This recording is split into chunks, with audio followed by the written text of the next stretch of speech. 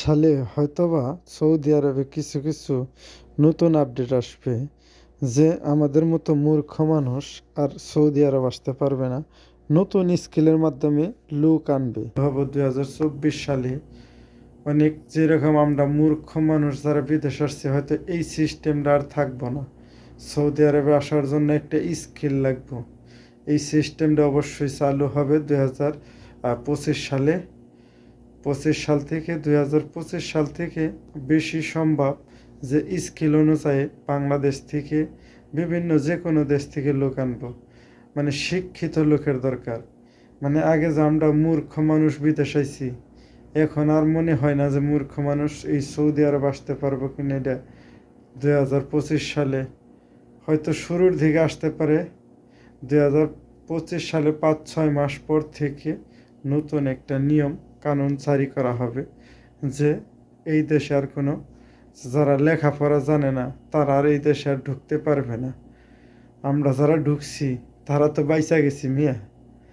এখন থেকে যেসব ভাইয়েরা আসবেন তারা অবশ্যই একটু স্কিলের দিকে, লেখাপড়ার দিকে মনোযোগ দিয়েন। খালি ভাইবেন না বন্ধু বিদেশ গেছে আমিও বিদেশ চলে যাবো, এই চিন্তা কইরা দেশে থাকেন না।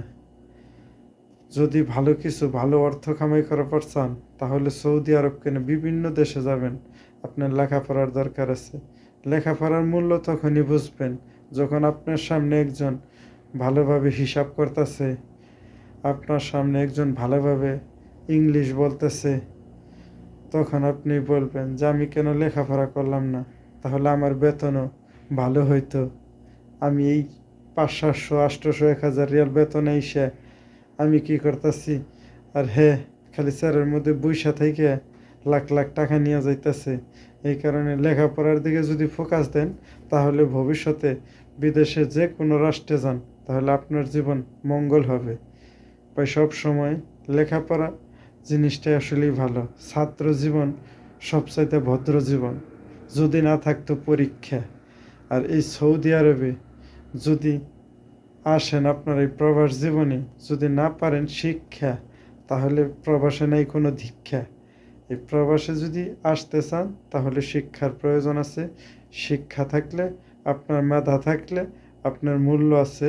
হাতের কাজ জানা থাকলে মূল্য আছে। যদি মূর্খ আমরা মাটি কেটে যদি খালি এই দেশে হিসাব করি তাহলে আমাদের কোনো মূল্য নাই। এখন বর্তমান আমরা মূল্যহীন। বাংলাদেশে যেরকম সব জিনিসের দাম বাড়তেছে, আমাকেও এখন সৌদি আরবে আসার নিকে আমরা প্রবাসী কামলা মনে করেন আমাকে দাম খালি কমতেছে, আমাকে দাম আর বাড়ে না।